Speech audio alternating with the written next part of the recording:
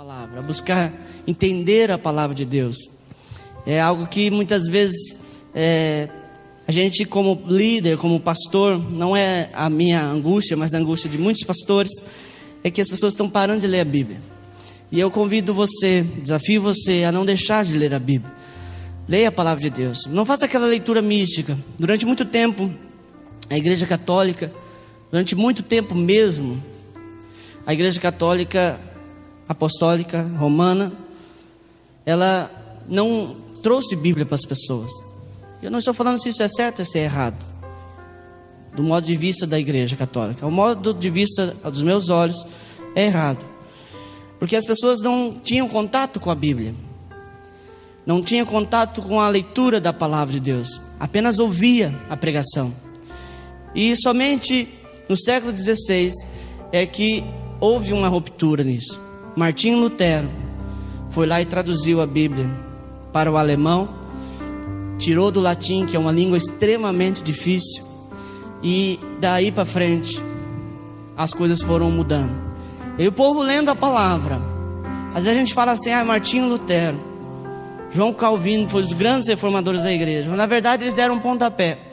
O que mudou, o que reformou a igreja, foi que as pessoas passaram a ler a Bíblia, e isso fez toda a diferença. Transformou o modo de cultuar, transformou o modo de servir a Deus, o olhar da pessoa, de adoração a Deus. E nós não podemos deixar essa chama apagar. Esses dias, nós falando sobre as reformas religiosas, a gente fica, puxa vida, como que eles eram errados. Algumas pessoas falam assim, nossa, Martinho Lutero, João Calvino cria na predestinação. O Martinho Lutero, ele foi contra os camponeses.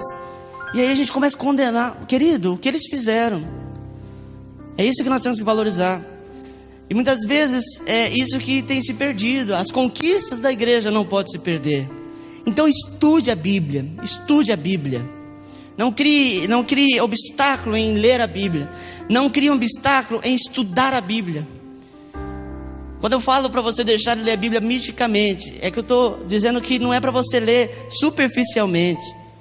As pessoas leem o Salmo 91 misticamente. Esse salmo vai me abençoar, esse salmo vai proteger minha casa. Claro que vai, a Bíblia toda, se você ler e praticar, ela vai fazer algo. Mas eu convido você a estudar, a meditar, a entender o que Deus está falando, a entender o reino de Deus. Amém? Então eu deixo lançado esse desafio a você, não deixar de buscar de Deus. Às vezes a gente, principalmente nessa época, a gente está lendo muito sobre Deus, mas a gente esquece de ler aquilo que fala exatamente de Deus, que é a palavra dele. Amém? Leia a Bíblia, estude a Bíblia, medite na Bíblia. Glória a Deus. Por falar nela, abra a sua em Filipenses capítulo 1.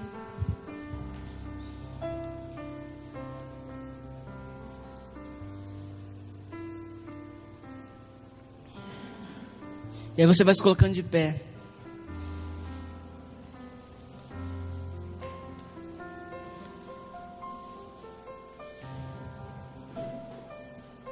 Pode aumentar a trilha para mim, por favor. E meu microfone também, como sempre. Eu gosto de microfone bem alto, porque aí eu grito. E aí os irmãos ficam com um tim no ouvido. É esse tim que vai fazer vocês lembrar da palavra. Eu quero falar algo que o Senhor tem ministrado no meu coração, não é de hoje. Desde o ano passado, 2016, Deus tem falado algumas coisas no meu coração. E se você não percebeu, eu tenho pregado sobre isso esses dias. E o Senhor tem me desafiado a tomar um posicionamento, a deixar algumas coisas, tomar uma postura diferente. Enquanto eu estava antes do culto orando, Deus estava falando grandemente no meu coração, que é tempo de decisão. É chegado o tempo do vale de Gerar, o vale de decisão. É chegado o tempo onde não há mais espaço para aqueles que querem se camuflar. Não há mais espaço para aqueles que querem estar no meio, como aconteceu com aqueles que saíram junto com o povo do Egito. O Senhor tem falado ao meu coração que é chegado um tempo que nós temos que decidir pelo Senhor. Assim como o Senhor fez no tempo de Josué, assim como o Senhor fez nos tempos de Elias, o Senhor diz: escolhei hoje quem sirvais. Querido, é chegado um tempo onde não haverá mais espaço para aqueles que estão brincando de servir a Deus. E eu não estou falando isso porque eu quero te incomodar, mas estou falando isso porque eu quero te alertar por meio do Espírito Santo, para que você comece a acertar as coisas, comece a acertar, porque é chegado um tempo em que o Senhor passará a sua igreja na peneira. Amém? Filipenses capítulo 1, versículo 1. Paulo e Timóteo, servo de Cristo Jesus, a todos os santos em Cristo Jesus, inclusive bispos e diáconos que vivem em Filipos. Graça e paz a vós outros, da parte de Deus, nosso Pai, e do Senhor Jesus Cristo. Dou graças ao meu Deus por tudo que recordo de vós, fazendo sempre com alegria súplicas por todos vós, em todas as minhas orações, pela vossa cooperação no Evangelho, desde o primeiro dia até agora. Estou plenamente certo de que aquele que começou boa obra em vós, há de completá-la até o dia de Cristo Jesus. Aliás, é justo que eu assim pense de todos vós, porque vos trago no coração, seja das minhas algemas, seja na defesa e confirmação do Evangelho, pois todos sois participantes da graça comigo. Pois minha testemunha é Deus, da saudade que tenho de todos vós, na terna misericórdia de Cristo Jesus. E também faço essa oração, que o vosso amor aumente mais e mais, em pleno conhecimento e toda a percepção, para aprovardes as coisas excelentes e serdes sinceros e inculpáveis para o dia de Cristo, cheios do fruto de justiça, o qual é mediante Jesus Cristo, para a glória e louvor de Deus. Pai amado, nós te louvamos nesta noite. Nós trazemos, Pai, atraímos a luz do Senhor para este lugar. Pai, pois somente com a luz nós conseguimos ver nossos erros. Somente com a presença da luz do Senhor nós conseguimos ver nossas mazelas. Porque nós não conseguimos ver com os nossos olhos próprios, Senhor, sem o brilho do Senhor. Porque o nosso coração é enganoso, nos faz acreditar, Deus, que somos perfeitos, que somos bons. Mas a Tua palavra diz que não há homem bom. Por isso eu peço que a luz do Senhor, a luz da palavra, venha nesta noite. Senhor, que o Senhor fale conosco. Pai, que o espírito de entendimento, o espírito de revelação, o espírito de sabedoria, Senhor, venha sobre a Tua igreja agora. Que haja um despertar na mente dos Teus filhos. E caia por terra, Senhor, todos os sofismas que Satanás lançou, em nome de Jesus, Pai, todo espírito de distração, em nome de Jesus, Pai, que haja um descortinar da Tua revelação nesta noite, que o Senhor se revele através da Tua palavra, para que o Teu filho saia daqui, Senhor, entendendo qual é a Tua vontade para ele, Senhor, para ela, em nome de Jesus é que nós oramos e te agradecemos desde já, amém. Podemos assentar.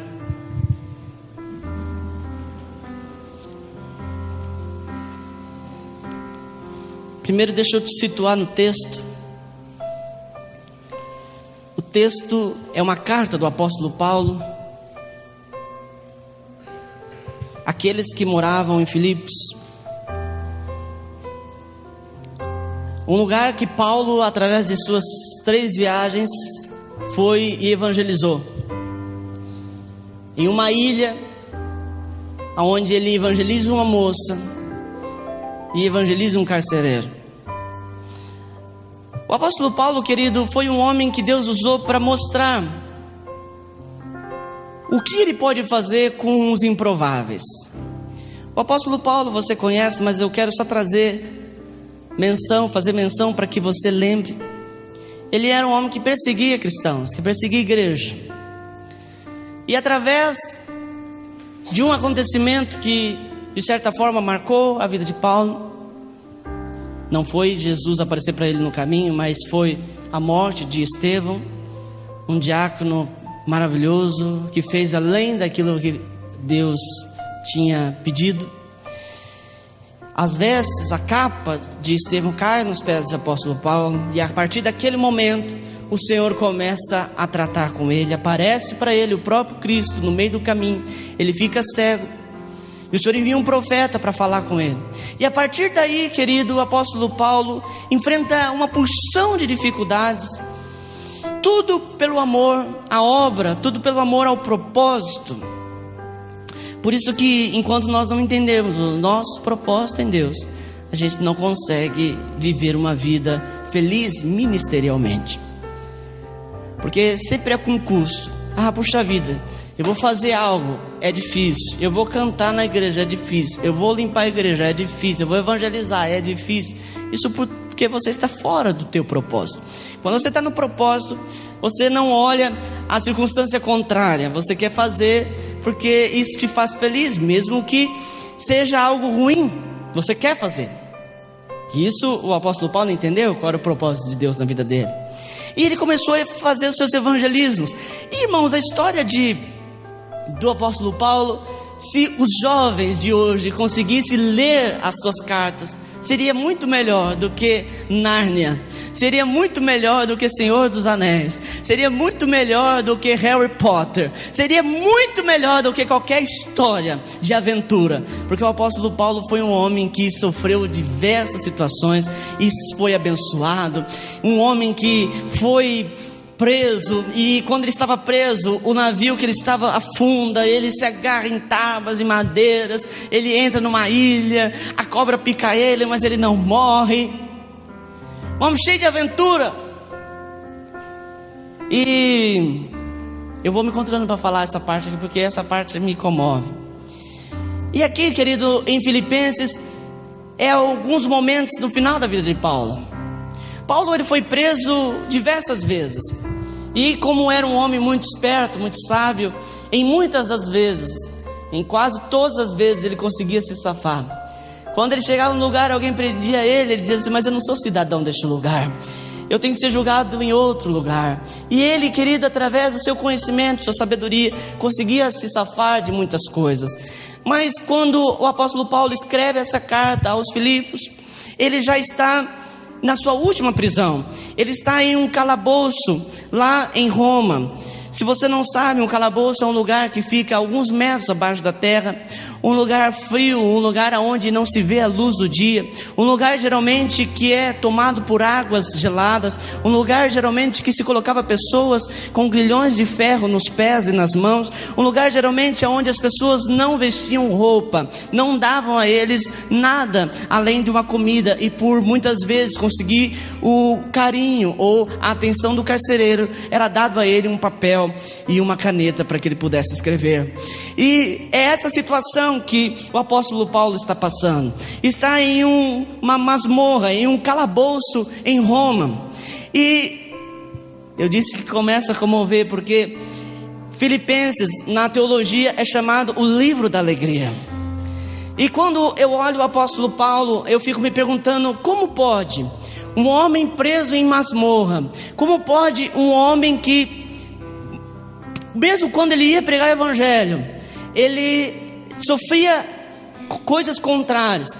Ele agora diz em seu texto, em Filipenses, o texto-chave, o versículo-chave de Filipenses, ele diz: alegrai-vos, outra vez digo, alegrai-vos.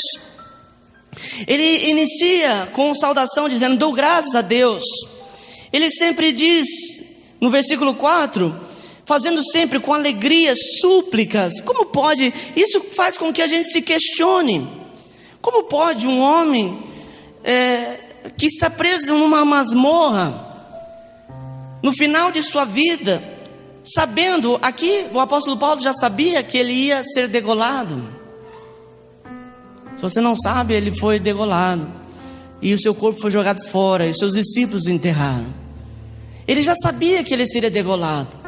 E como que pode um homem escrever dizendo: se alegre, eu amo vocês, ele começa a dizer muito intimamente, ele diz assim: nossa, eu sei que Deus que começou a boa obra. Ele começa a lembrar aqueles irmãos de quando ele chegou pela primeira vez naquela ilha, e ele começa a dizer: olha, quando eu cheguei aqui, Deus começou uma obra, e eu vou dizer para vocês, se ele começou, ele é fiel para terminar. Querido, o que ele está fazendo aqui? Ele está trazendo, querido, esperança ao coração daquelas pessoas que viviam em Filipos.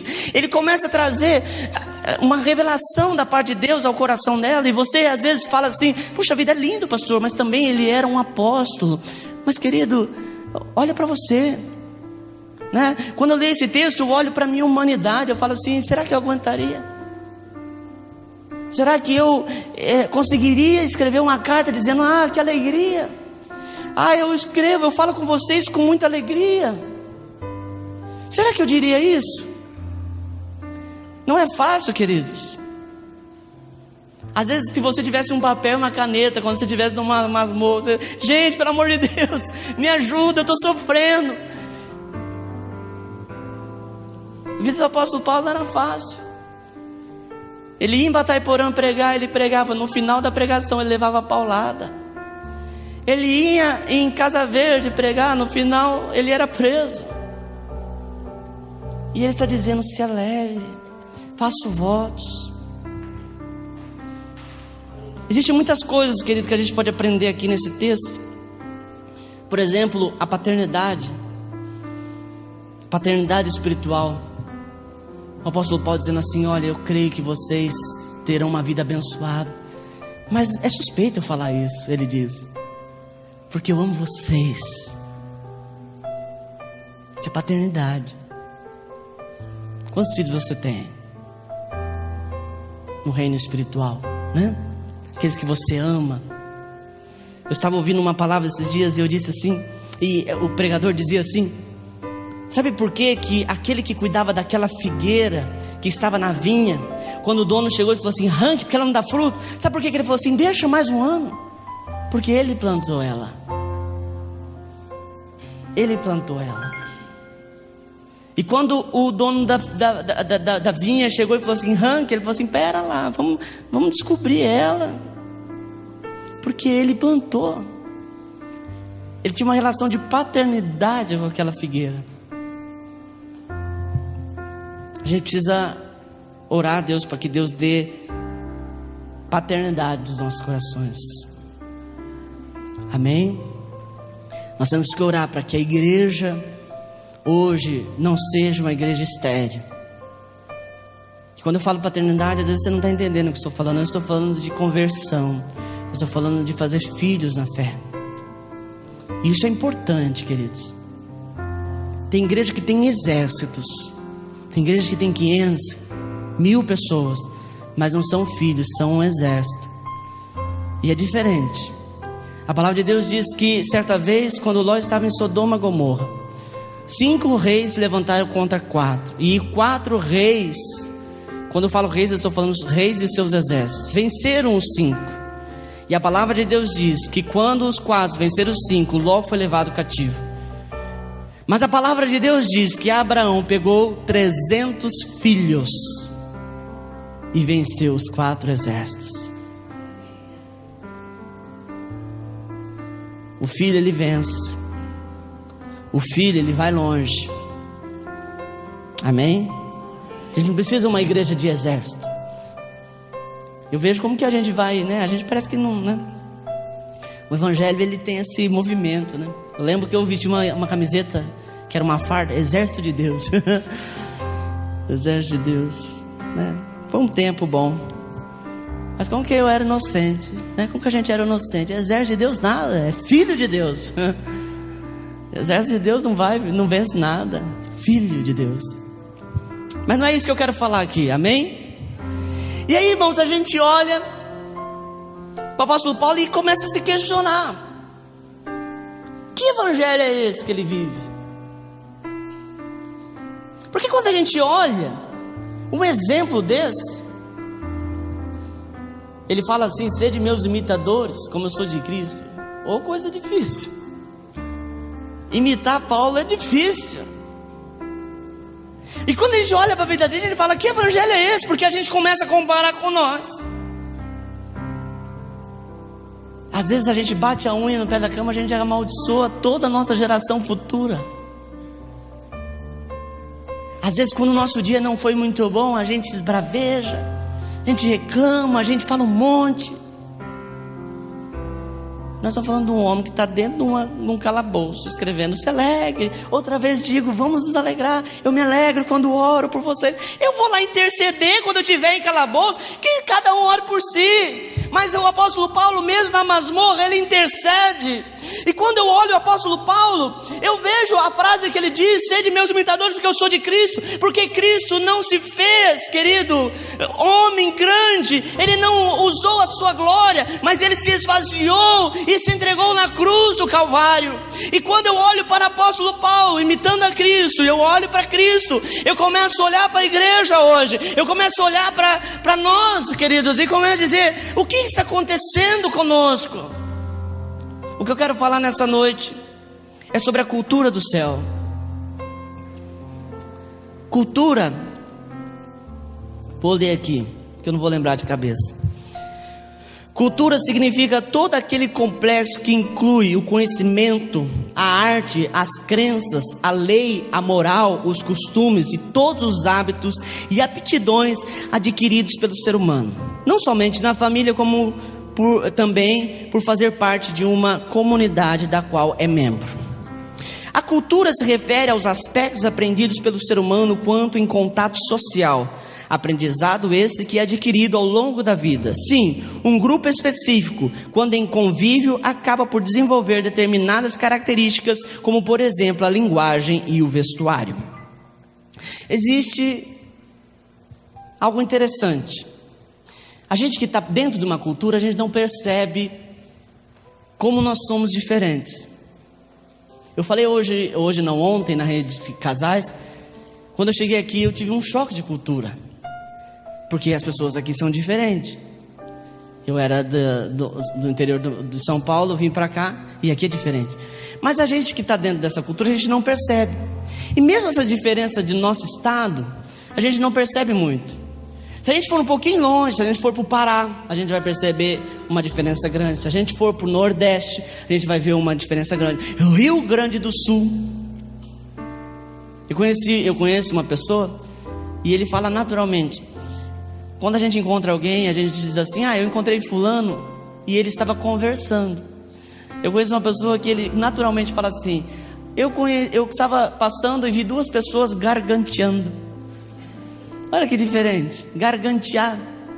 O que é gargantear? É conversar, bater papo. É cultura diferente. Mas mesmo assim ainda é leve. Mas se a gente pegar os povos indígenas, que cultura, né? O povo não usa roupa, meu Deus. Imagine você lá na aldeia indígena. É só para distrair, tá? Imagine você lá, do jeito que os índios vivem, feliz, livre. Misericórdia, pastor. Eu sempre costumo dizer assim que eu não sirvo para viver livre dessa forma, sem roupa, porque os meus olhos não merecem isso. E eu tenho certeza que eu estou falando isso, infelizmente você está aí pensando em algum irmão, mas bom, não pense isso. Não seria agradável. Não faça essa reflexão, porque não é agradável, você pode ter pesadelos. E aí, querido, a gente começa a ver essas diferenças. Como é chocante. Existem algumas culturas indígenas, não brasileiras, que quando nasce uma criança deficiente, eles vão lá e pegam a criança em terra viva. Você fala: pastor, que maldade. Para eles não é maldade, porque é a cultura deles. Tá, pastor, o que tem a ver a cultura? Hoje eu quero falar da cultura do céu. A cultura, diz aqui o dicionário, que é o convívio que traz a cultura. A cultura é um modo de viver, é o modo de comportar aquilo que você faz sem você perceber. Quando Jesus veio à terra, querido, ele veio estabelecer a cultura do reino, a cultura do céu. Por isso que quando nós olhamos para Paulo, quando nós olhamos para Cristo, nós ficamos chocados. Eu poderia ficar aqui a noite inteira citando exemplo. Quando nós olhamos para Abraão, peregrinando em uma terra estrangeira, com um único filho, dizendo: eu sou pai de multidão, a gente não consegue entender.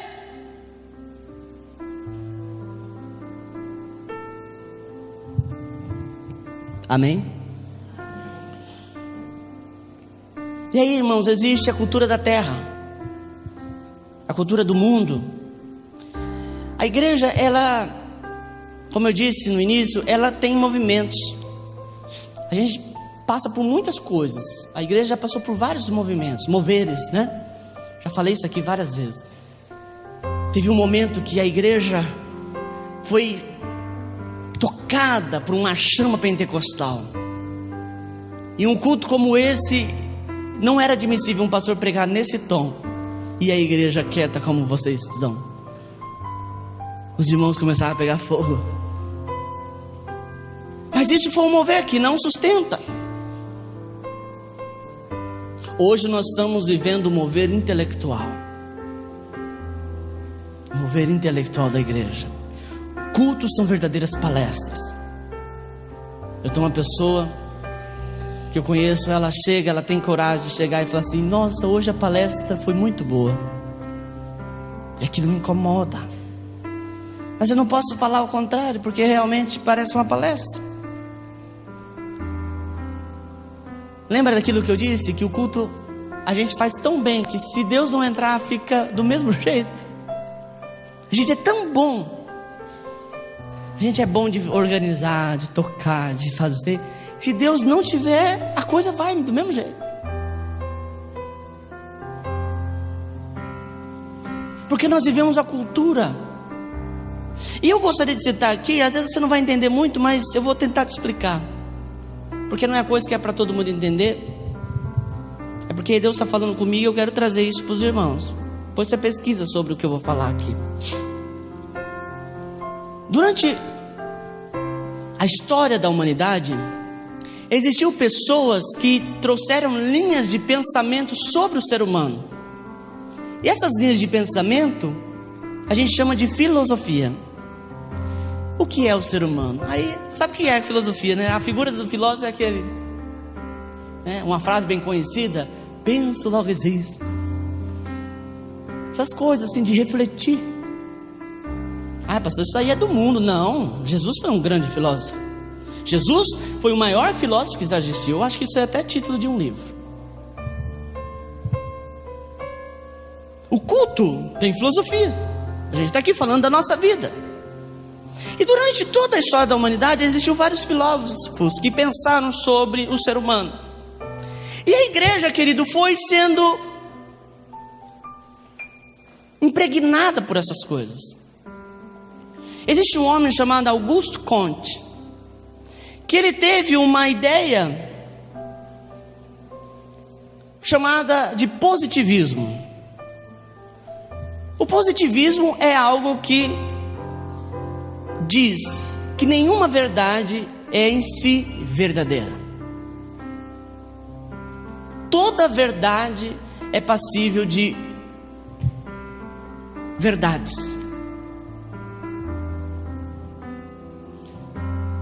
Toda verdade pode ser questionada.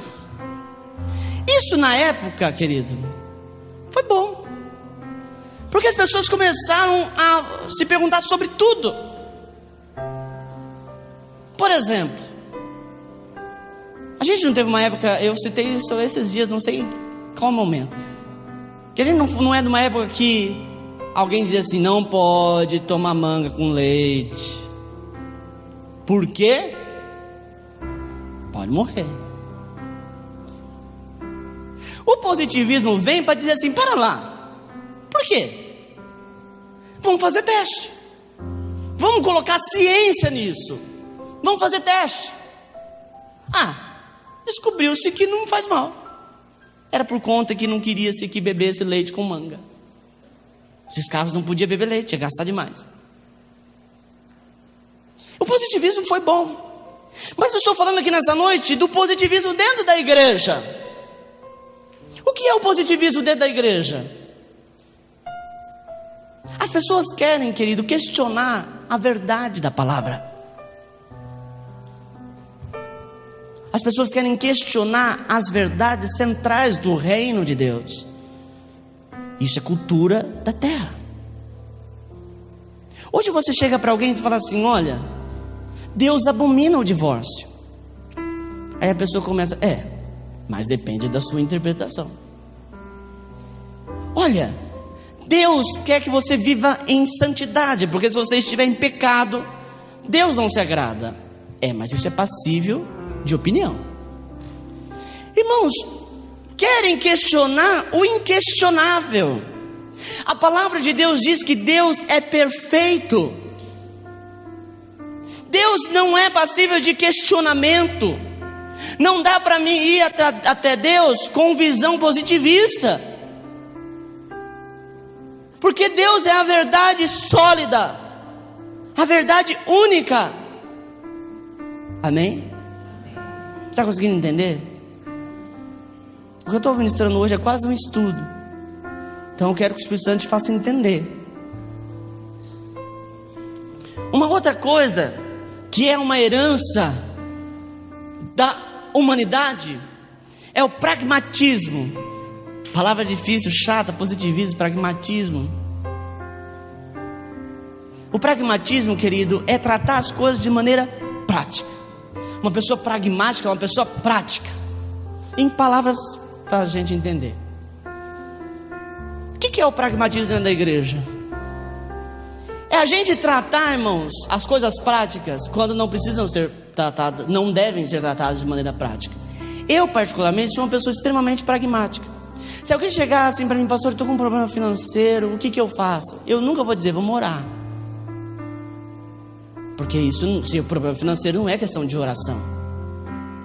Alguém acha que é de oração? Pastor, eu não sou fiel no dízimo e eu tenho orado para Deus me abençoar. Isso é positivismo. Você está querendo questionar algo inquestionável. Pastor, eu tenho orado para Deus me fazer santo. Isso é positivismo. Você está questionando algo que não dá para orar para ser santo. Você tem que ser santo e ponto. É você que decide. É você que escolhe. O problema financeiro quem resolve é você. Você vai descobrir aonde você está gastando muito, aonde está indo o teu dinheiro. Se você está infiel, aonde está a sua infidelidade? Aonde está o erro? E aí você começa a consertar e orar a Deus: Senhor, me abençoe, me traga entendimento para me agir na minha vida financeira. Amém? Eu gosto de ser prático. Mas o problema, querido, é que a igreja dos últimos dias tem tornado tudo prático. Há uns anos atrás, vamos falar assim, ainda vinha um resquício. Há 2 anos atrás ainda havia um resquício disso. Você lembra da época de tomar posse? Você lembra da época? Tudo a gente tinha que tomar posse. Irmão, a gente tomava posse de tudo. Eu vi esses dias um pastor falando que o irmão esperava lá escondido, o irmão sair do carro dele e entrar na igreja. Ele ia lá: tomou posse, em nome de Jesus. A pessoa passava, querida, assim, queria muito aquele vaso. Em nome de Jesus, eu tomo posse. E você pode ficar espantado. Isso é influência positivista. Muitos livros, queridos, já foram vendidos. Já ouviu o nome do livro chamado O Segredo? O segredo diz que tudo aquilo que você mentalizar, você vai conseguir. Mentaliza um esposo, mentaliza um esposo, mentaliza um esposo. Pum! Aí passou: isso é de crente? Os crentes foram influenciados por essa visão.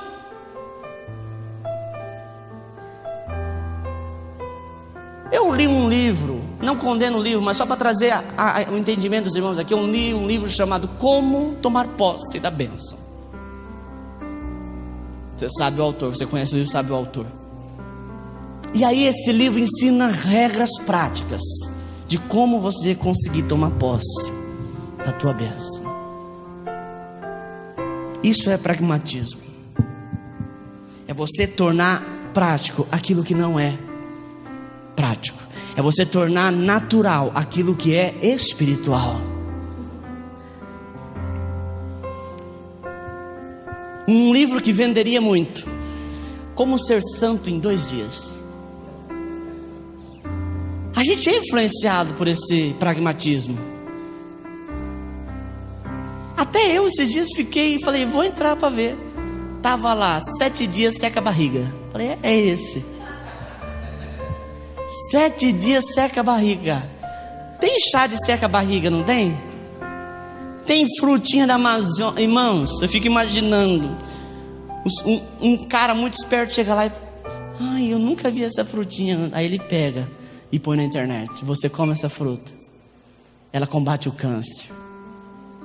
Ela faz você viver 20 anos a mais. E aí, irmãos, o que dá de gente atrás da bendita frutinha. E os índios racham de ganhar dinheiro colhendo a fruta. Vou trazer entendimento vou trazer luz ao seu entendimento. Toda fruta combate o câncer. Olha que beleza. Porque o que combate o câncer é uma boa alimentação. Então, se você come fruta. Agora, se você viu a propaganda de um negócio que é bom para o câncer, você sai fora, porque isso é bom para ele, né? Vocês estão animados hoje, hein? Puxa vida. Acabei de contar uma piada. Eu tenho que avisar que é uma piada ou não? Amém? Que ele está entendendo? Ainda um amém empolgado desse, eu fico mais animado. E aí, irmãos, a gente é influenciado por isso. De uns 5 anos para cá, o que saiu de curso? Curso de tudo quanto é jeito. Curso para homem, curso para mulher, curso para casal, curso para criança, para adolescente. Curso para ministério de louvor, curso para diácono, curso para isso, curso para aquilo outro. Pastor, o senhor é contra? Não sou contra. Também não sou a favor. Por que, irmãos? Existem coisas que não tem como você ensinar. Como eu venho falado há alguns dias, Jesus não é um produto de exibição. Quando você chega lá no Magazine Luiza, a fim de comprar uma máquina de lavar, o que o vendedor faz? Enche de água, começa a colocar roupa e bate, e tira a roupa e mostra, olha aqui. É assim que faz? Não, porque é um produto de exposição. Ele diz, ela lava 12 quilos. Só que ele não explica que é 12 quilos de roupa molhada. Ela tem 5 velocidades. Ela torce, a roupa sai sequinha, nunca mais você passa. Tem gente até hoje que tem um sonho da máquina que faz tudo. Você que não esfrega não, para ver se ela limpa. Aí ele começa a falar, isso é muito legal, vou levar. Jesus não dá para apresentar. A gente viveu durante um tempo que pregava-se que a gente tem que apresentar, eu vou apresentar Jesus para Márcia. Irmãos, eu só posso apresentar para a pessoa da seguinte forma, dizer, esse é Cristo, e vou embora. Porque Jesus, ele precisa ser degustado. Você precisa ter um relacionamento com ele. Você precisa se relacionar com ele. Eu estava falando aqui na rede como que Deus tem seus meios diferentes de lidar com cada um. Eu fiz uma pergunta, não foi na rede não sei que dia que eu falei, eu estou meio confuso esses dias. Eu falei assim, se você é mais emocional, quando Deus toca em você, como que você fica? Choroso. Deus toca, você fica.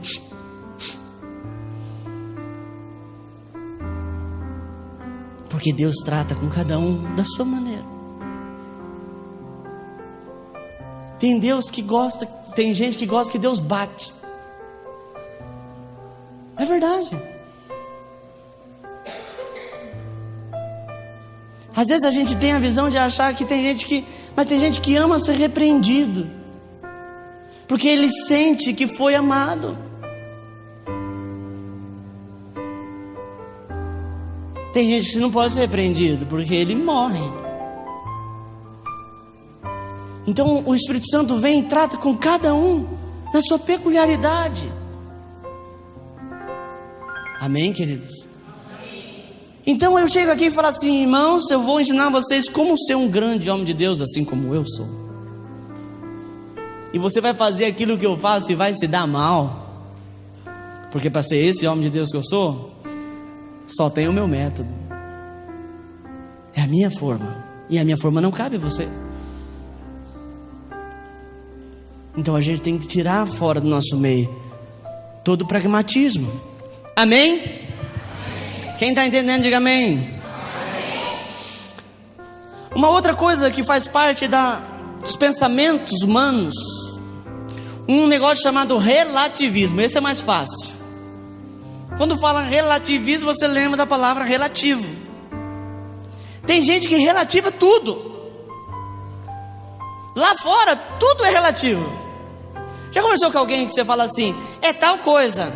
A pessoa fala assim: relativo. Não dá nervoso?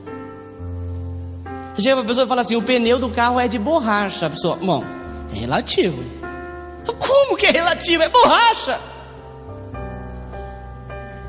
Sabe por que a gente relativa tudo? Porque a gente não quer tomar a verdade como verdade, e a gente relativa. Olha, Deus está dizendo aqui: os beberrão, os gritões, os idólatras não entrarão no reino dos céus. Relativo, né, pastor? Assim, ele estava falando para aquele povo. Não.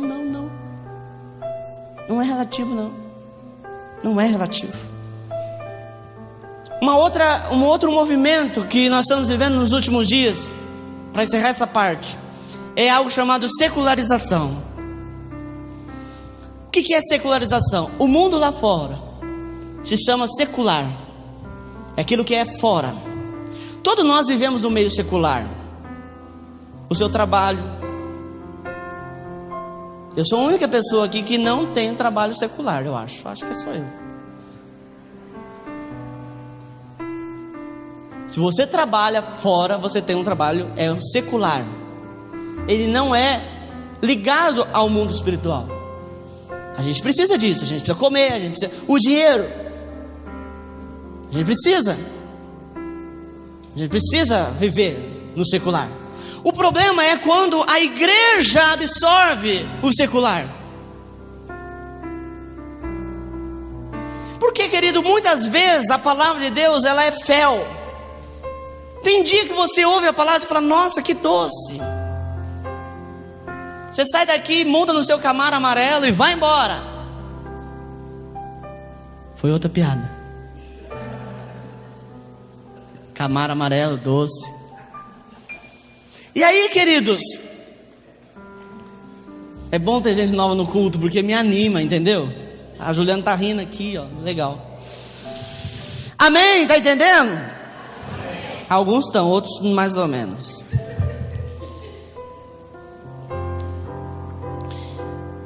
Nós começamos, querida, a fazer coisas para atrair pessoas. Eu aprendi uma coisa: com aquilo que você atrai, é aquilo que você tem que sustentar.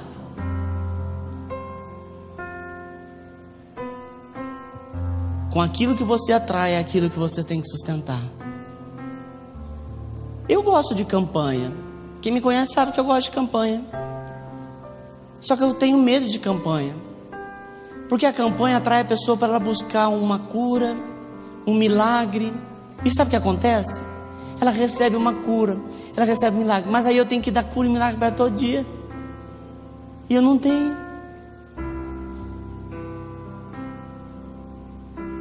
Olha para Jesus. As pessoas eram atraídas por a cura e milagre, mas olha para ele. Ele chegou para a mulher, o marido morreu, a viúva de Naim, o filho que tinha acabado de morrer. Aí diz a palavra que Jesus se emocionou, se comoveu, orou. Jesus foi embora. Jesus foi embora. Jesus, querido, faz algo por nós, mas Ele não para naquilo lá, não. Ai, pastor, eu tô Jesusinho. Tem gente que fala até assim, para ver se comove, né? Jesusinho, me ajuda no casamento. Jesusinho, me ajuda no casamento. Jesus vai te dar a bênção, a palavra de vitória, e vai embora dessa situação. É você que tem que fazer. Irmãos, nós temos feito isso como igreja, no sentido universal. É campanha, as pessoas lembram a campanha, é libertação. Tem gente que, queridos, é atraído pela libertação, ele tem que receber culto de libertação a vida inteira. Vai ter demônio para expulsar assim lá adiante. Irmãos, você pode vir por um culto de libertação, mas não dá para você ficar querendo ser liberto todo dia. A palavra de Deus diz que Jesus levou sobre si as nossas enfermidades e dores, e por suas pisaduras fomos sarados. Por isso que não existe regra. Eu amo a questão de libertação, batalha espiritual, guerra espiritual, querido, mas você tem que chegar a um ponto de você entender que você não vai ficar vivendo de libertação hoje, amanhã. Pastor, eu quero libertar do vício do dinheiro, eu quero me libertar do vício disso. Não, você vai entender que a sua vida tem um processo chamado metanoia, e é algo que traz uma mudança radical.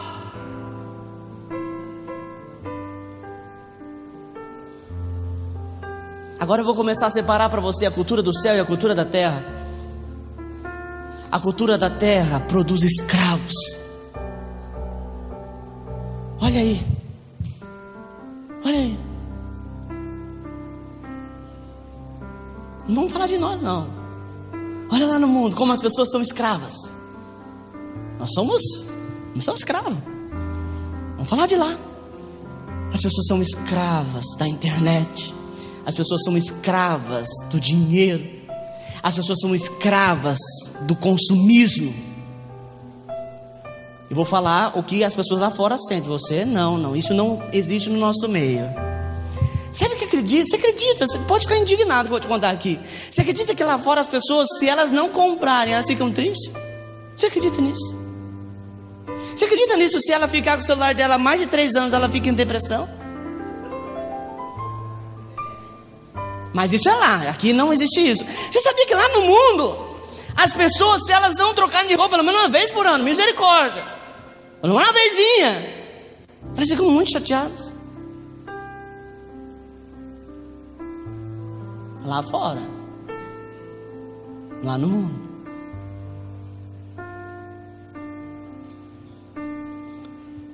As pessoas são escravas. Nós estamos vivendo um momento, querido, onde as pessoas têm pregado liberdade. Liberdade de ideia. A pessoa diz que é liberta. Liberdade sexual. Eu posso qualquer coisa. Mas essa é uma liberdade que tem cara de liberdade, mas é escravidão. Eu convivo com isso na faculdade. Tantos jovens lá pregam liberdade, são revolucionários.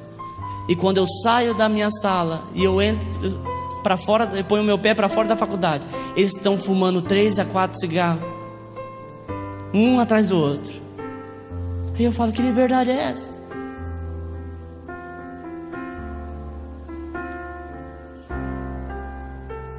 Abra comigo um texto aqui, Romanos capítulo 8.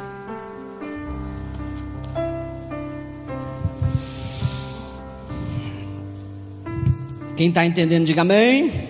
Amém. Se você não está entendendo, o Espírito Santo vai trazer revelação. Romanos 8, sem perca de tempo. Agora, pois, já nenhuma condenação há para os que estão em Cristo Jesus, porque a lei do Espírito da vida em Cristo Jesus te livrou da lei do pecado e da morte. Para você entender aqui, o texto está falando da cultura da terra e da cultura do céu. Amém? Diga assim comigo: Espírito e vida Cultura do céu. Pecado e morte. Cultura da terra. Porquanto o que for impossível à lei, no que estava enferma pela carne, isso fez Deus, enviando o seu próprio Filho em semelhança de carne pecaminosa, e no tocante ao pecado. E com efeito, condenou Deus na carne o pecado, a fim de que o preceito da lei se cumprisse em nós, que não andamos segundo a carne, mas segundo o Espírito. Porque os que se inclinam para a carne cogitam das coisas da carne, mas os que se inclinam para o Espírito, das coisas do Espírito. Olha, Deus está separando aqui aquilo que é espírito, aquilo que é carne, aquilo que é cultura de reino, cultura do céu, e aquilo que é cultura da terra. Porque o pendor, versículo 6, da carne dá para a morte, mas o do espírito para a vida e paz. Por isso, o pendor da carne é inimizade com Deus, pois não está sujeito à lei de Deus, nem mesmo pode estar. Portanto, os que estão na carne não podem agradar a Deus. Vós, porém, não estáis na carne, mas no Espírito, se de fato o Espírito de Deus habita em vós.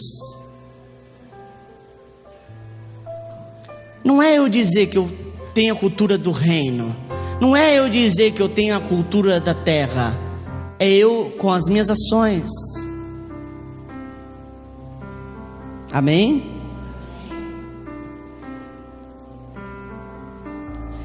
E se alguém não tem o Espírito de Deus, esse tal não é dele. Se porém Cristo está em vós, o corpo na verdade está morto por causa do pecado, mas o Espírito é vida por causa da justiça. Puxa vida, que texto difícil de entender. Eu vou te explicar. Antes de Cristo só existia uma cultura, a cultura da terra. Jesus veio e estabeleceu uma nova cultura, a cultura do reino. E como que essa cultura é estabelecida? Através da morte e através da ressurreição. Pastor, eu não quero mais viver na cultura da terra, eu quero viver na cultura do céu. Então você precisa morrer. Não consigo viver na cultura do céu se eu não morrer. Não consigo. Por que a gente olha o apóstolo Paulo muitas vezes e diz assim: como pode esse homem ver a vida desse jeito? Porque não é ele. Já não sou mais eu quem vivo, Cristo vive em mim. O apóstolo Paulo morreu.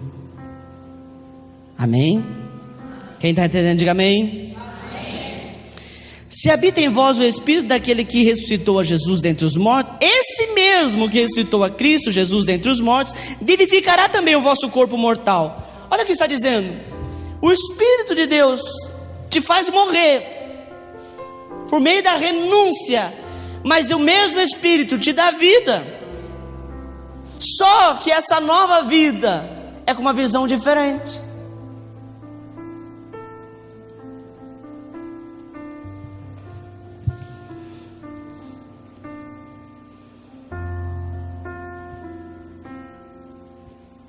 Por meio do Espírito que em vós habita. Versículo 12. Assim, pois, irmãos, somos devedores não à carne, como se constrangidos a viver segundo a carne. Porque se viver segundo a carne, caminheis para a morte. Mas se pelo Espírito mortificais os feitos do corpo, certamente vivereis. Pois todos que são guiados pelo Espírito de Deus são filhos de Deus. Aqui entra o que eu quero começar a falar aqui. Na cultura da terra há escravos, e na cultura do céu há filhos. Como que é um escravo? O Brasil escravizou durante 300 anos.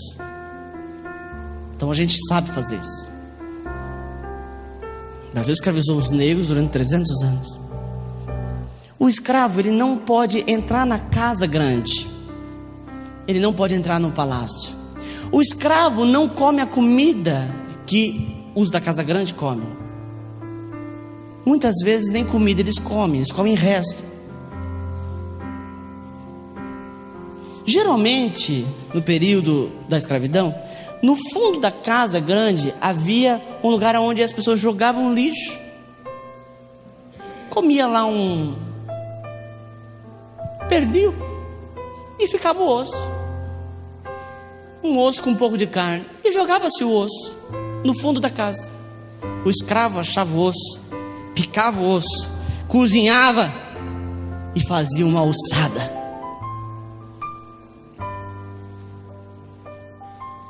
Existia uma arma de tortura, não é nem de tortura, era de convívio, chamada máscara de flor de Flandres.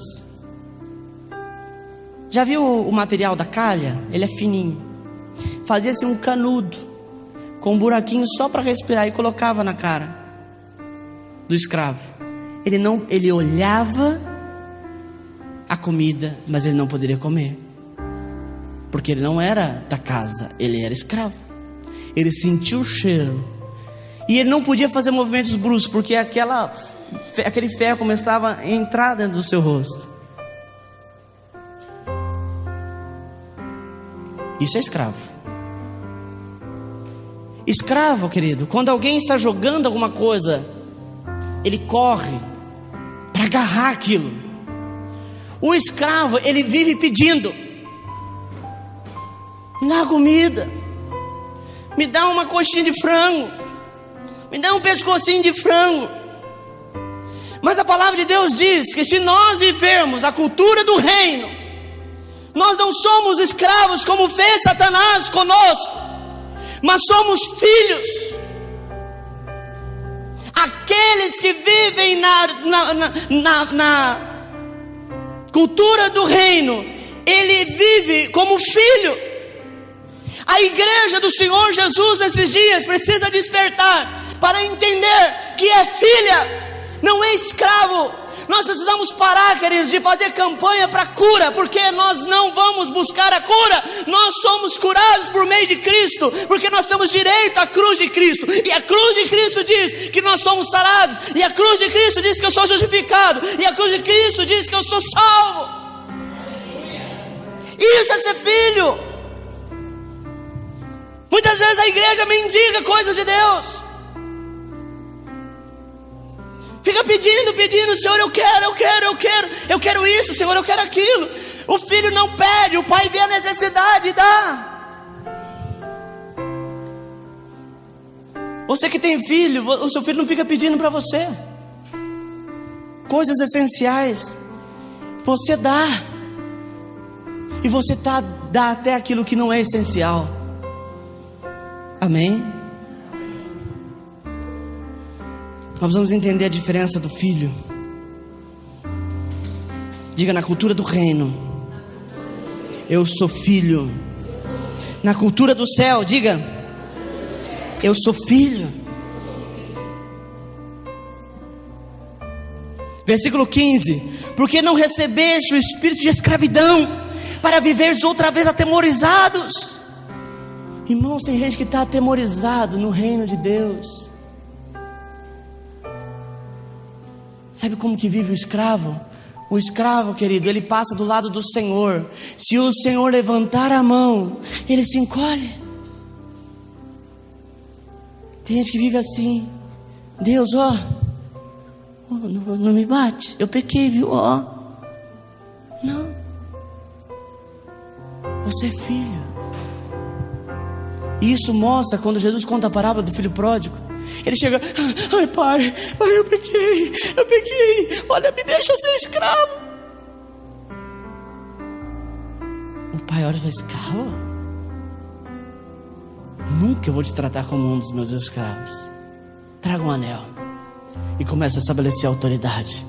Traga a roupa, troca as vestes e dá uma festa. Isso é reino.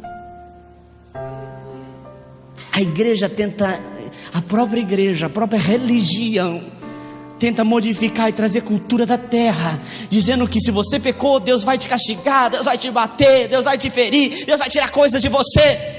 Isso não é verdade. Por isso o evangelho é loucura, porque o evangelho mesmo nós errando, o Senhor diz: eu te amo. O querido, o amor de Deus não muda, porque Deus é amor. Ai, Deus está me amando hoje, mas eu pequei, Ele me amou menos. Deus não é assim. Ele não tem amor. Ele é. Irmãos, ninguém entendia Deus, ninguém entendia Jesus. A mulher pecou, meu Deus do céu. A mulher tinha 6 maridos. Gente, vamos apedrejar, ela está errada. Jesus diz: eu não te condeno. Mas que evangelho é esse? Isso é reino. Jesus veio estabelecer a cultura do reino. Por isso o apóstolo Paulo diz assim: eu só oro uma coisa, que o amor de vocês cresça. Irmãos, o embaixador do reino de Deus, porque esse homem era o embaixador do reino. Esse homem estava dentro de uma masmorra e estava dizendo: eu estou feliz, porque morrer para mim é lucro. Ele olha e diz assim: eu quero só uma coisa, pessoal de Filipos, eu quero que o amor de vocês cresça, ame mais, eu quero que vocês tenham mais conhecimento, não fiquem na mediocridade, achando que vocês são devedores. Vocês não são devedores não, vocês são herdeiros, vocês são herdeiro com Deus e co-herdeiro com Cristo. Você entende que a palavra de Deus está falando que é herdeiro com Deus e co-herdeiro com Cristo? Olha o que Jesus fazia. A mesma coisa que Jesus faz, a gente faz, porque a gente é cordeiro. A gente está pau a pau com Jesus na questão de herança. Jesus fala assim: pai, todo mundo lá chorando, ai, Lázaro morreu. Jesus fala: pai, olha, eu vou falar aqui um negócio. Eu sei que o Senhor sempre me ouve, entendeu? Mas eu preciso orar, porque se não orar, eles não vão entender que é o Senhor que está fazendo, entendeu? Eu sei que se eu falar Lázaro sai para fora, ele sai. Mas eu vou falar aqui porque o Senhor sabe, né? Eu sei que o Senhor me ouve, mas eu tenho que falar, porque eles ficam aqui falando: não vai falar com Deus, não vai falar com o Pai. Será que ele não vai orar, né? Tem que orar, tem que clamar, tem que fazer campanha, né? Então eu vou fazer campanha aqui agora, Deus. Mas o Senhor sabe que não precisa de campanha não, viu? Basta eu falar. Aí ele olha e diz: Lázaro, sai para fora. Isso é você ser filho. Isso é você viver na cultura do reino. Não mendigando: Senhor, eu preciso de um dinheiro, viu, Deus? Me dá um dinheiro, eu preciso pagar minha conta, Deus. Que conta? Estou terminando. Misericórdia, estou terminando.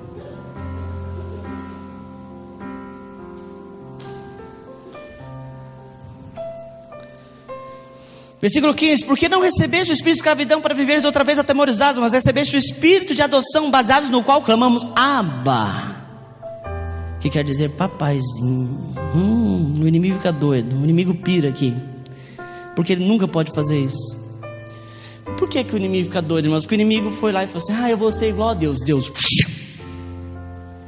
O ser humano chega e fala assim: eu quero ser igual a Deus. Deus fala: não, você não consegue. Mas eu quero ser igual a Deus. Você não consegue. Vem cá. Para com isso. Papai não gosta. Agora vem aqui que eu vou te fazer carinho. O inimigo fica doido. Que jeito de tratar esse? E por isso que o apóstolo Paulo diz: a gente não fala pai, a gente fala papaizinho. O próprio Espírito testifica com o nosso espírito que somos filhos de Deus. Ora, se somos filhos, somos também herdeiros. Olha o apóstolo Paulo falando: gente, vocês não estão entendendo. A gente é herdeiro do reino de Deus. Herdeiros de Deus e cordeiros com Cristo. Se com Ele sofremos, com Ele também seremos glorificados. Porque para mim tenho por certo que sofrimento no tempo presente não podem ser comparados com a glória a ser revelada em nós. A ardente expectativa da criação aguarda a revelação dos filhos de Deus. Pastor, o senhor está falando aqui de cultura da terra e cultura do Espírito. O que nós temos que fazer então, pastor? Única coisa que cabe você fazer é revelar. A criação geme para que os filhos se revelem. A geração, a terra está clamando porque ela quer ver os filhos se manifestando, mas muitas vezes os filhos estão sendo escravos, querido. É chegado o tempo onde o Senhor está despertando para que seus filhos se revelem a essa terra. Queridos, o que vai mudar o nosso país não é um presidente melhor, mas a igreja como filha se revelando nesse país. É a igreja se revelando. A criação está almejando, gemendo. Revela, revela, revela, revela, revela. Nós precisamos revelar, nós precisamos, queridos, trazer à tona o reino de Deus. Foi o que fizeram esses homens, foi o que fez Abraão, foi o que fez Davi, foi o que fez Paulo. Amém. Eu preciso parar por aqui. Eu queria continuar lendo, mas você lê na sua casa. Vou ter que ler esse 26 aqui. Aí o apóstolo Paulo começa a falar: você é filho, e se você é filho, versículo 26, o Espírito semelhante nos assiste em nossas fraquezas, porque não sabemos orar como convém, mas o mesmo Espírito intercede por nós sobremaneira, com gemidos. Irmão,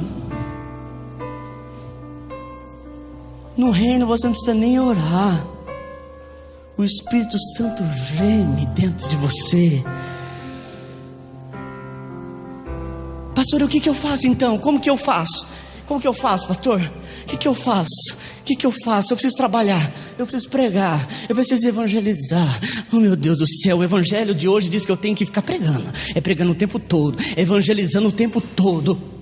Marta, Marta, você é filho, vai deitar no colinho do pai. Para de trabalhar. Versículo 28, sabemos que todas as coisas cooperam para o bem daqueles que amam a Deus, daqueles que são chamados segundo o seu propósito. O filho, ele não vive, querido, de qualquer jeito. O filho vive com propósito. Olha para a pessoa que está perto de você para encerrar e diga assim: você tem um propósito de Deus. Diga assim para ele, para ela: sua vida tem propósito. Não entendi, pastor. Não entendi. Oh, querido, você não está aqui nessa terra para crescer, viver e envelhecer. Você está aqui nessa terra para ser relevante, para chacoalhar essa terra. Ai, falei que ia acabar. Versículo 29.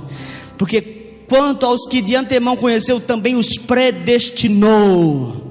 Pastor, isso aqui é teoria da predestinação? Não, a palavra de Deus está falando assim: que a partir do momento que você resolve viver no reino, Deus trilha um caminho de vitória, de bênção, de conquista, de felicidade, de alegria, de paz, de justiça, de alegria no Espírito Santo. E Ele diz: é aqui que você vai andar, porque eu quero, porque eu sou teu pai, eu mando em você, vai viver feliz.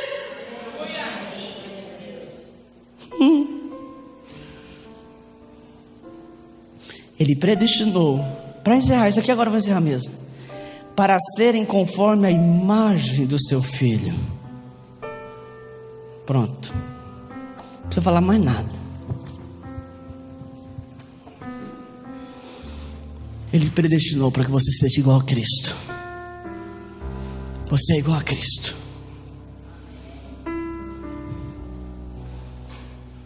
Coloque de pé, por favor.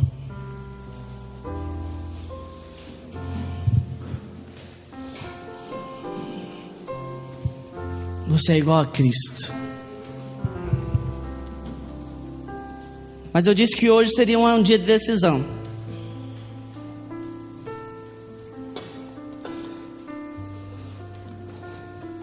Hoje é Peniel, lugar de encontro com Deus. Você tem a escolha. Você pode sair daqui sem alguma coisa, mas com uma vida diferente. Ou você pode sair daqui com tudo, com a mesma vida. Jacó foi em Peniel e perdeu o movimento da perna. Diz a palavra de Deus que Jacó, até o final da sua vida, manquejava. Mas ele saiu de lá Israel. Ele saiu de lá príncipe. Você escolhe. Para que você saia daqui diferente, você precisa de uma renúncia. O que você vai renunciar? Você vai sair daqui vivendo a cultura do reino, ou vai sair daqui vivendo a cultura da terra? Mas é você que vai escolher. A irmã Ramon já disse 2 vezes: o reino, reino. É você que escolhe. Amém? Senhor Deus, em nome de Jesus, eu peço agora, Senhor, que o Senhor venha tratar conosco. Em nome de Jesus, que o Senhor venha falar com cada um aqui nessa noite. Eu sei que o Senhor já tem falado, o Senhor já tem ministrado, mas eu peço, Senhor, que o Senhor venha encontrar com eles agora no Val do Jaboque. Que isso, Senhor, venha causar mudança, que eles não saiam daqui, Senhor, na cultura da terra mais, com a visão terrena, com a visão de escravo, mas que eles saiam daqui, Senhor, com a visão do Espírito, porque quando nós morremos, nós ressuscitamos em Cristo, em uma novidade de vida. Senhor, em nome de Jesus, eu quero que hoje o Teu Espírito encontre ele, encontre ela. E marque.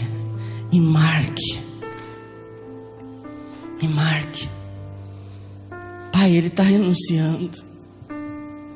Ela está renunciando, Deus. Porque ela quer viver no Teu reino.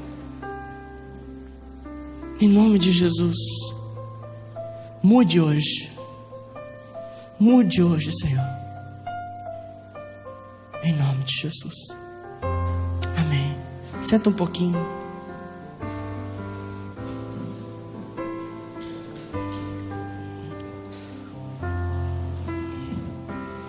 Eu ia continuar orando, mas eu decidi parar, porque eu não quero mais. Eu fiz um propósito com Deus. Eu não quero mais criar clima para Deus falar com você. Eu quero que Ele fale com você, sem clima. Sem clima. Se Ele ainda não tratou com você agora, eu declaro em nome de Jesus que Ele vai tratar ainda hoje. Mas uma coisa eu digo: que dia que é amanhã? Dia 1º? É dia 1º mesmo? Dia 31? Dia 31 você vai acordar no reino, ou você vai acordar na terra? Em nome de Jesus. Essa vai ter uma noite inteirinha para Deus tratar contigo. Pastor, se Deus não deixar eu dormir, não interessa. Deixa Ele tratar com você essa noite. Amém? Querido, nós já vamos encerrar. Sábado eu ia conversar com alguns irmãos e não deu tempo. Sábado a gente vai fazer um evento aqui na igreja para os homens da igreja. Como que vai funcionar? Todos os homens que... Bom, deixa eu ver aqui. 1, 2, 3, 4, 5, 6, 7. Bom, todos os homens estão convidados. Eu vou estar fazendo para os irmãos uma feijoada. E aí a pastora sempre fala assim: tudo que é reunião do homem tem que ter alguma coisa que come. É que a gente trabalha tanto, né, aqui na igreja, que nunca dá tempo da gente se reunir. Então, sábado que vem eu vou estar fazendo uma feijoada para os homens. Algo simples, viu, querido?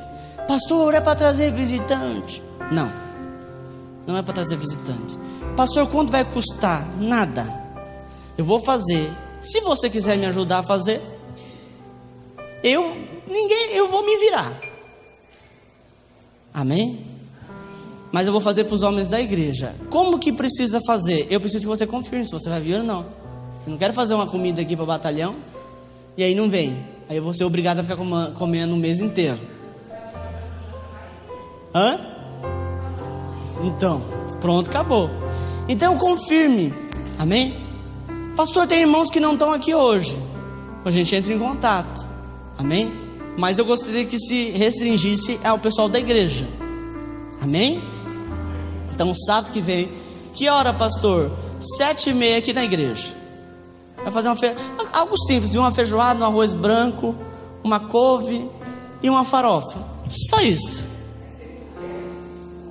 E coca, né? Ah, isso, o França está lembrando trazer talheres, tá, queridos? Então traga prato, garfo, colher, o que você quiser. Se é colher ou garfo, a esposa não fica em casa.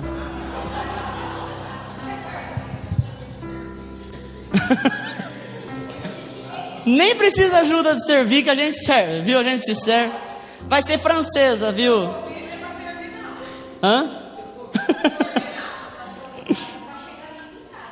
Irmãos, então traga o homem que for vir, traga um prato, um talher, amém? Que a gente não tem aqui na igreja. Eu estou fazendo isso aqui, irmãos, para abençoar os irmãos. Não tenho hoje possibilidade de fazer, mas faz dias que eu quero fazer, eu vou fazer, amém?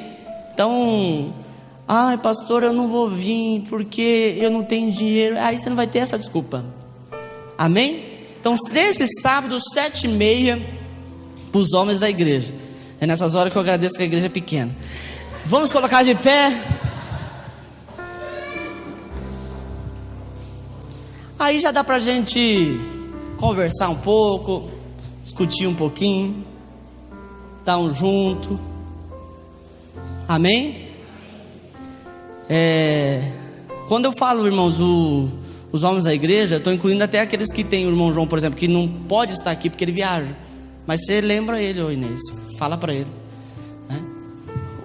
O João traz o outro João e assim nós vamos caminhando. Amém? Então, não esqueça disso, né? Eu não vou ficar mandando mensagem, né? Porque já estou fazendo para convidar os irmãos. 7h30 aqui na igreja. Amém? Não pense que vai ter mesas, porradas. Não vai ter. Amém? Vai ser algo simples mesmo, para a gente estar junto. Amém, queridos? Terça-feira tem reunião de oração aqui das irmãs com a Márcia, ministrando uma palavra. Sexta-feira, culto, 7h30 da noite. Sábado é o nosso evento dos homens. Domingo de manhã, escola bíblica. Não é dominical, não. Você entende errado. Tem gente que entende errado. Ah, domingo é escola dominical. Não, é dominical. Você venha, acorda e vem. Amém? Pastor, eu entendi tudinho a cultura do reino. Então já começa a viver na cultura do reino. A cultura do reino tem estudo. Olha que beleza. Então 9 horas no domingo de manhã e todo domingo à noite é essa benção aqui que você viu. A benção de Deus aqui neste lugar. Amém? Dê a mão à pessoa que está do teu lado. Eu quero orar por você.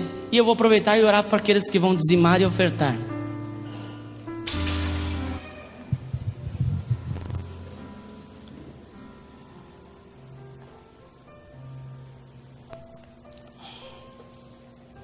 No reino, querido, você não precisa pedir.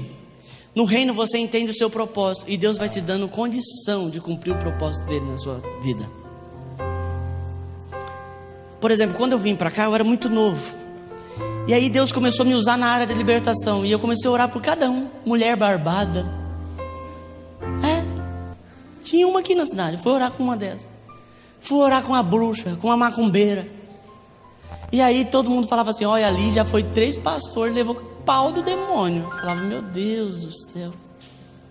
Aí eu orei uma vez só para Deus. Falei: Deus, eu estou fazendo a sua obra, não quero ser envergonhado. Nunca mais orei para isso. Então quando você está na visão do reino, querido, você não precisa ficar ali falando. Deus vai te dando condição. O pai sabe da necessidade do filho. Então faça a tua parte, seja fiel, e Deus vai te honrar financeiramente. Você precisa ficar falando. Você ficar falando para Deus: você tem que pagar a conta segunda-feira. Pastor, tem uma conta feia segunda-feira, pastor. Entrega o teu caminho ao Senhor, confia nele e o mais ele fará. Amém? Senhor Deus, muito obrigado, Deus, por este culto na tua presença. Obrigado, Senhor, porque o Senhor tem sustentado esta obra, e eu sou grato porque ela é o teu reino. Pai, em nome de Jesus, prospere os teus filhos. Eu intercedo por eles para que eles sejam prósperos e abençoados. Pai, em nome de Jesus. Ó Deus, o Senhor conhece, o Senhor sabe dos nossos sonhos aqui para esse ministério. O Senhor sabe do nosso desejo, Pai, de construir do lado. O Senhor sabe de tudo. E eu peço ao Senhor, lembre das tuas promessas. Pai, leva o teu povo em paz, dando a tua bênção, dando a tua graça, em nome de Jesus. E trate hoje com os teus filhos, que amanhã nasça uma nova mulher, um novo homem no teu reino, em nome de Jesus. Amém. Que Deus abençoe. Está encerrado. Cumprimente o irmão e a irmã com a paz do Senhor.